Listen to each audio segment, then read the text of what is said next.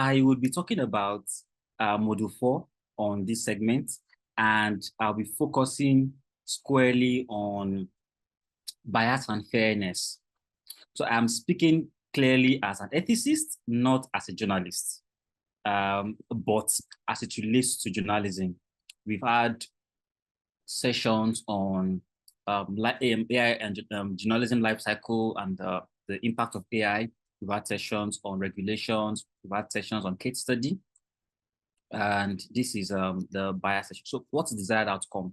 Number one is to gain insight into how bias manifests in AI system used in journalism, from data biases to algorithm biases. Number two is to learn to identify and mitigate, to learn strategies to identify and mitigate bias in AI-driven content and decision-making process.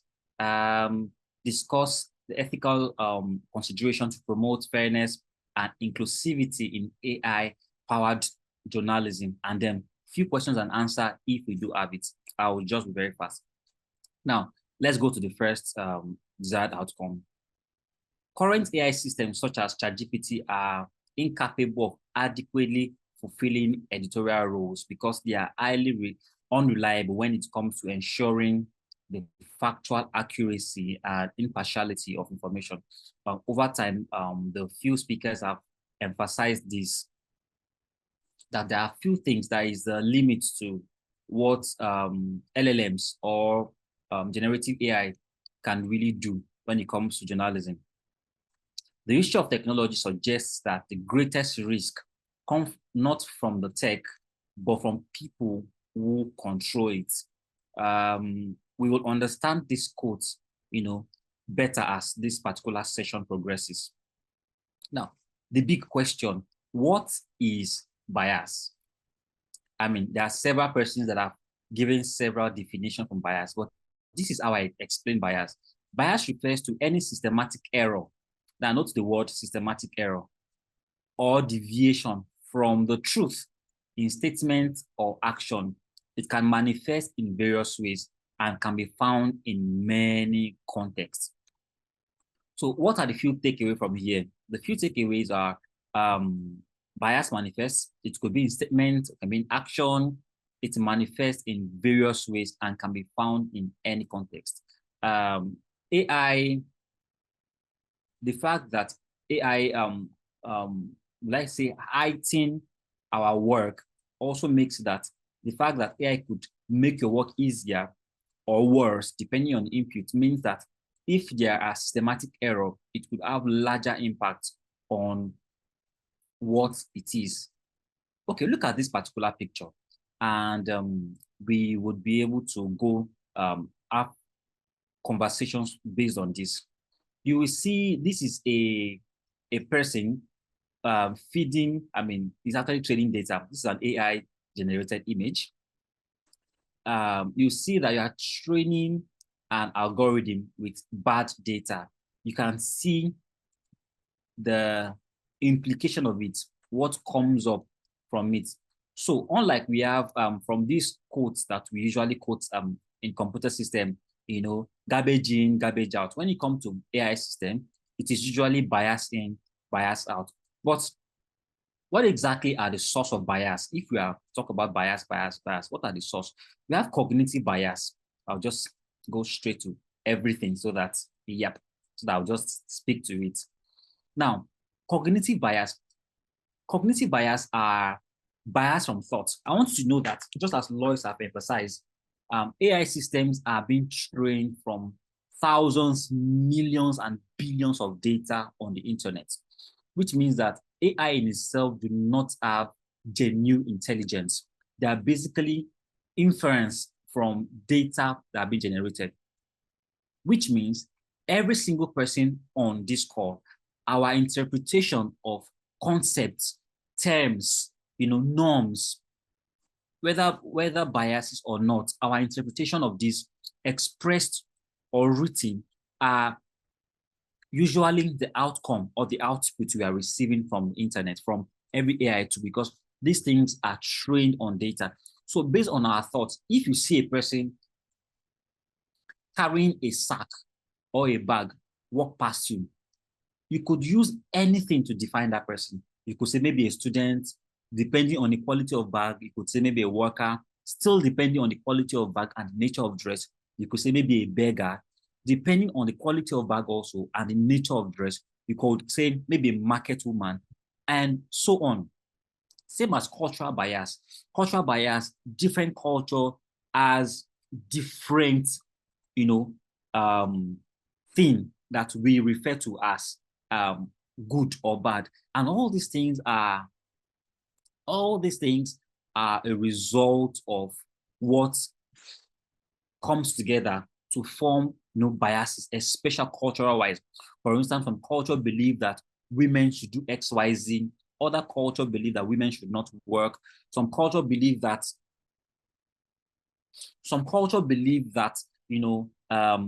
for instance, in Nigeria, there was some time back, long time ago, that they believe that any person that have a twin child should be killed. The twin child should be killed because probably they are demons.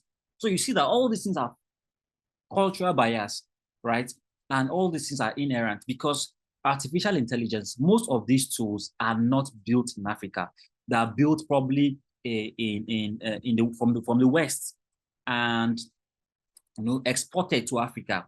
And most of these things are not even contextual.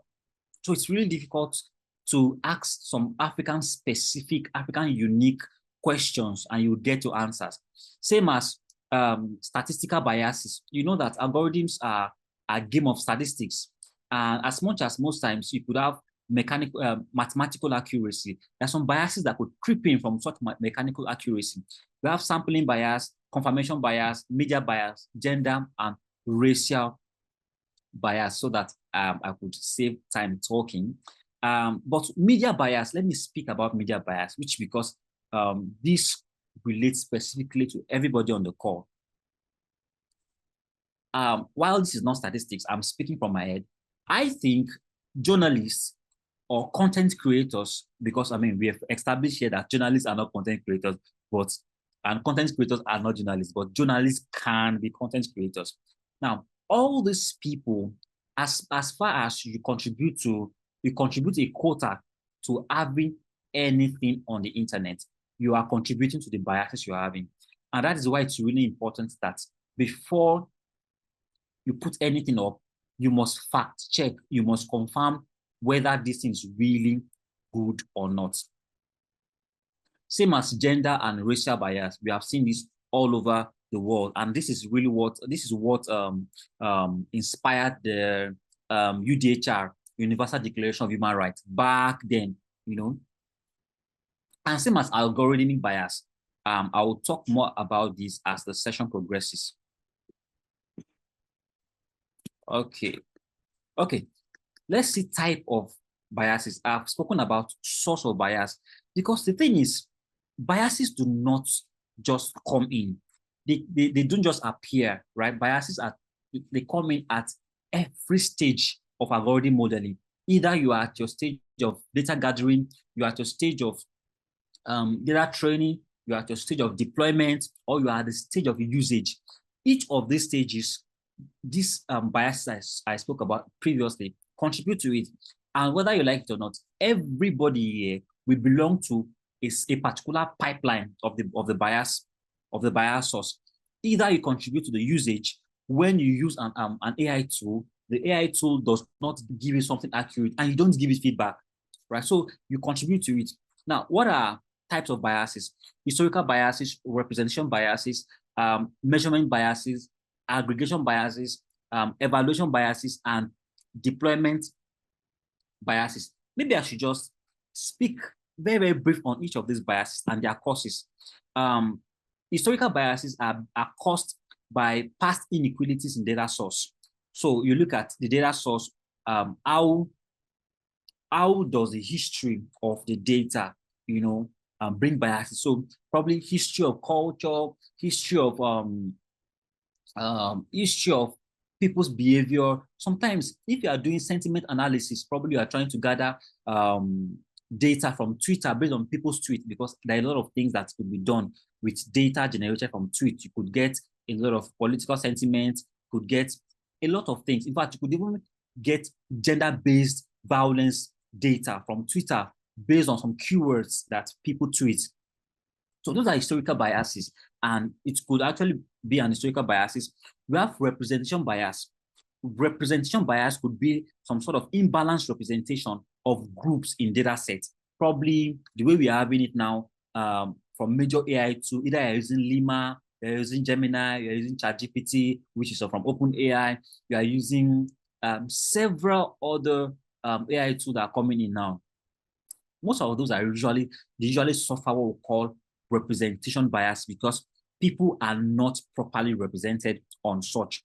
And then we have measurement bias, which is basically from inaccuracies of data collection or measurement.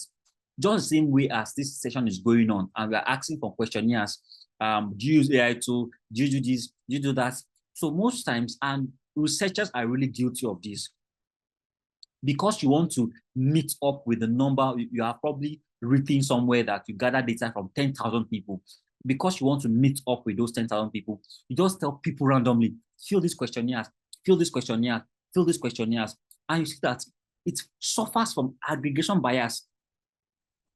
You know, it suffers from from measurement bias because people, it is not, your data collection is imbalanced.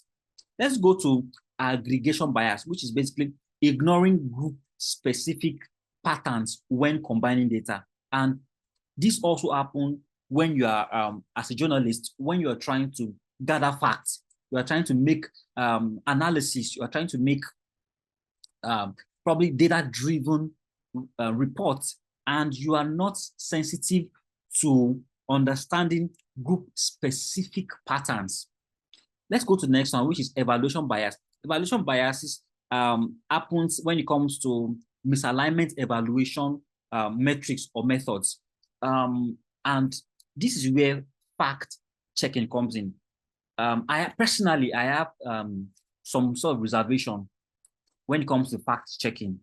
And this is because of my technical background and the fact that I've worked with most people that build AI model. Most people, when they say they are building fact checking tools, what they usually do is, some persons do not build from scratch. What they do is they might make use of API from Lima, make use of API from this, take it to a code compiler and build a fact checking tool from there. But the question that springs up from this evaluation is, who audits the auditor? Because you are creating a tool that audits that fact check tool, but who audits that tool? So most times, if we are saying that biases are coming from, because in time past, Google have had several biases where humans are being dictated as black skinned people are being dictated as gorillas, right? We have seen history of this, and then we are building tools using an open AI itself. I've had issues with representative biases, and we want to build fact-checking tools. We are now using APIs from that. It might be difficult. That would really have some sort of evaluation bias, and I would also speak about this as the session progresses. The next is deployment bias, which happens from misalignment between training and assumptions and real-world deployment. Most times, and this is because Africa, most times, it's very difficult to get some data, accurate data to train AI, because most of these stakeholders do not release data.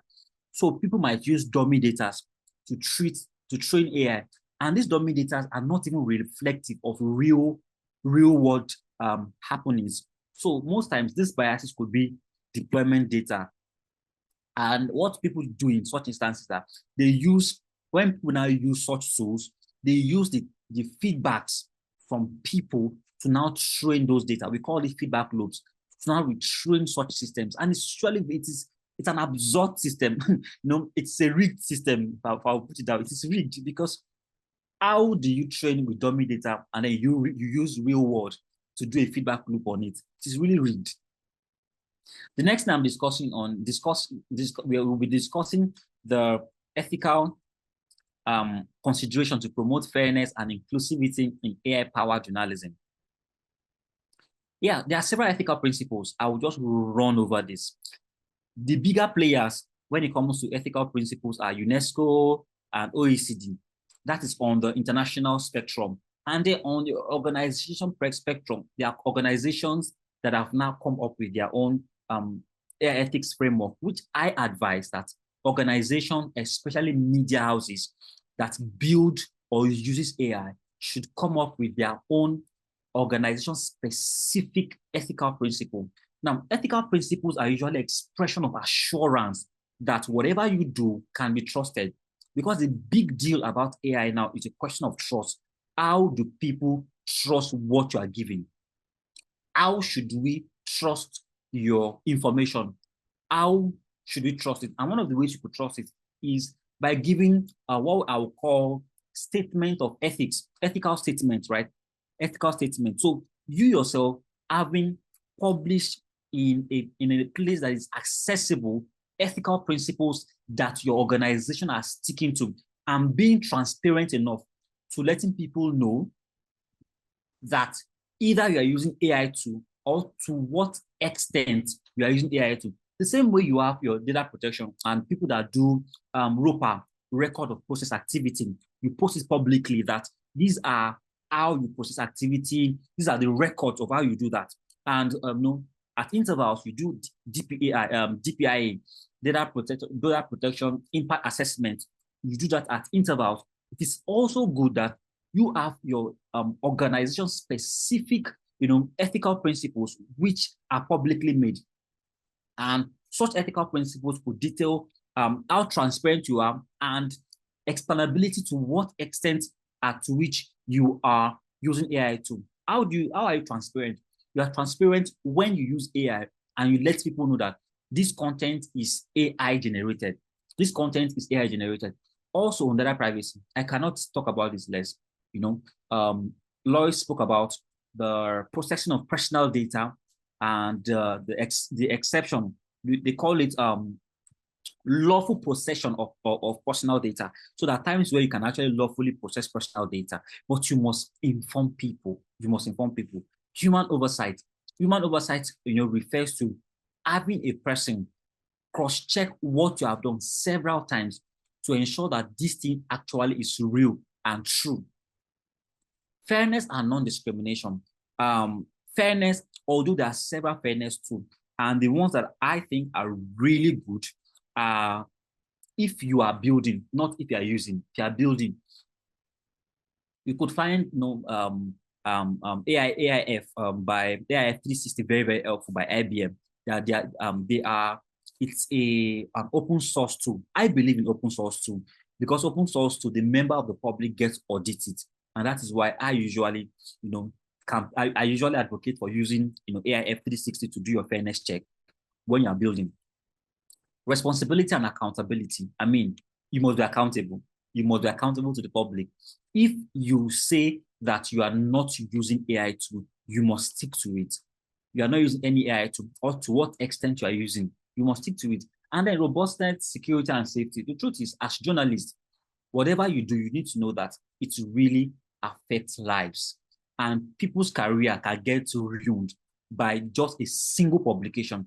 And that's why you must be sure that your work is robust. I mean, when the AI tool you are using or you are building is robust enough to be able to capture the extent of your work, right? You must be sure that the tool is secure. You are securing against data breach. You are securing against cyber stalking or any form of thing that would happen. And then safety, to be sure that people are safe by your publication when you are using AI to do it. I'm trying to rush this slide as quick as possible. And then the last desired outcome for this session is strategies to identify and mitigate bias in AI-driven content and decision-making process. Lois has spoken about the regulatory requirements for automation of data processing or automated decision making. Yeah, I think that's the way it is captured in regulation. Automated decision making. She had talked about that, but I will be talking more about AI driven and decision making, mitigating bias. All right. The first, I'll just run through what I'll talk about. First, question the data source. Be mindful of patterns in outcome, use feedback channel, understand how decisions are made, opt for diverse platform, participate in feedback loop, seek transparency in model retraining. Let me see if I can rush over this. The first one, question data source. Investigate data diversity and also data transparency. Now, when interacting with an AI-driven system, ask questions about the source of the data. Diverse data is crucial for fairness. You can research or request information on whether the data used to build the system is representative of all population that the system affects. So for instance, if you are using generative AI tool as a reporter, or now also to just mention, Chiamaka mentioned different stages of journalism. Either you're gathering your data, you are planning the structure of your news or anything you are doing, or probably you're even using it to rewrite news. You must be sure that you must investigate the diversity of the data. Most times you can even ask questions. Let's say, for instance, you are using generative AI tool. It's good that you ask questions. Where is the source of this tool? Provide URL where you got this. Ask questions. Interact with the tool. You could also ask for data transparency, request or review documentation or transparency reports. Many AI systems will publish this to ensure user understand where data comes from and whether there are any potential limitations. I think as a media house, it is really good you read documentation. Most people don't read documentations. Terms of service, people don't read it. So I think it's really good you read documentation so that you know if what you are using is, if the tool is really fit for your organization, if it is content fit. And also you need to know, because journalists deal with a lot of personal data. What is personal data? Name of a person, the address of the person, the most times financial record of the person, most times the health record, several personal data. So just imagine you picking up a personal data of somebody and feeding it into an AI tool, something that you cannot even trust the gatekeepers. So it's really good that you are sure that you question data source, so that by your use of AI, you would not jeopardize someone else's, right? So you investigate about data diversity. And then what I think you should also do is that you need to observe the pattern of the output. Now, as a user, you may notice certain group being consistently disadvantaged or omitted by an AI tool. Be conscious of this pattern in the content you receive, or the decision made by the AI. If a particular community or characteristic seems to be left out or judged unfairly, this could be a sign of bias. Now, let me tell you how you could do this. Let's say, for instance, you are using an AI to maybe ChatGPT. Try to create a fictional story, just something fictional, and ask the ChatGPT to, to give a response. Don't add any gender identifier. Don't add any country identifier. Don't add anything, and try to see how this tool, either you're using Gemini, Meta AI, Meta AI is currently using Lima, or you're using OpenAI API, remove all those identifiers and see what it will be. We call it jailbreaking. Try to do some bit of jailbreaking, ask some questions and see what to bring out. This will give you an idea whether the tool is biased, and that would help you to limit how you use it, or to be able to use it with wisdom. Evaluate fairness across users. Check if different people in similar situations receive different outputs. For instance, if an AI-based recommendation system favors certain demographic over others, that might suggest bias in the model. Now, Chiamaka did this when she came on board. She asked you to go on your AI tool and ask a particular question. And you see that all of them gave different answers. They all gave different answers, which means that particular tool have some sort of bias as to either dictating your API and the country you are chatting from and giving you answers. Well, some persons might argue that it is essential for personalized output, but I disagree when it comes to journalism. when it comes to journalism, you cannot say you are doing personalized. I mean, the news that happened in Nigeria can be recorded in several countries. So are you saying that if you want to use the ChatGPT or the Gemini or the Meta AI to capture that news, you get different outputs? It means the news in itself, it is even biased ab initio. I mean, that's a legal term, actually. From the start, it is biased. So you should try to evaluate it across multiple users. The same way, I mean, this webinar is a great way to do that because you have several people from different countries. So you could actually know that this tool is no. It is a no-go area. Okay, use feedback channel. Now, most of these tools really gives a way to give feedback. They'll ask you, what do you think about this? How do you think about this? Most of them have an effective feedback loops, right? And another way you could do this, I think, let me see if I captured this. Yeah, another way you could do this feedback thing is you could, when an AI tool gives you a response, an output that is bad, it is good you tell the AI tool, no, this is not correct. No, this is not this. Because altogether, we all contribute to the bias of an AI system. Because most times, let me give like a rough sketch of how an AI work. At first, it is trained with data scraped from the internet or scrapped from the internet, depending on your pronunciation. You know, it is trained with data scrapped, and as time goes on, it is now trained with data from user input. So imagine you going on ChatGPT and asking it some, sorry to say, some insane questions. It means that you are contributing to the bias of the tool. So it is good that when there are feedback channels, you give it feedback channels. If it's asking you to rate it, please do rate it, because overall, it helps the developers, the engineers, the gatekeepers to train the algorithm better to serve the better good. Okay, understand how decisions are being made. Demand explainability, ask for clarifications. I spoke a bit about this in my previous slides. Okay, now understand how decisions are being made.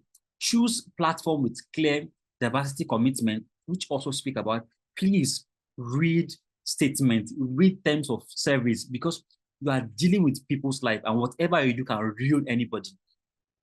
If it's possible, you can also participate in, you know, in beta testing. Yeah, most times ChatGPT actually give, you know, even Lima, I think last month they did that, where you could actually participate in their testing. You could also seek transparency in model retraining, ask about model updates, you know, provide your own data for better representation, which this is a bit dicey. This particular one is when comfortable or safe. You can share your data when it's comfortable. Please note that restrain or refrain from sharing personal data. Maybe your data as to the context at which it could serve you better. I've spoken about participate in feedback loop, encourage third-party audits. These are really effective if your organization is building their own AI tool, because these days, some organizations are actually building AI tools. So please participate in third-party audits. Ensure that feedback is recorded and acted upon, because what is feedback if it's not been acted upon? So ensure that feedbacks are recorded and they're acted upon. That's the end of my presentation.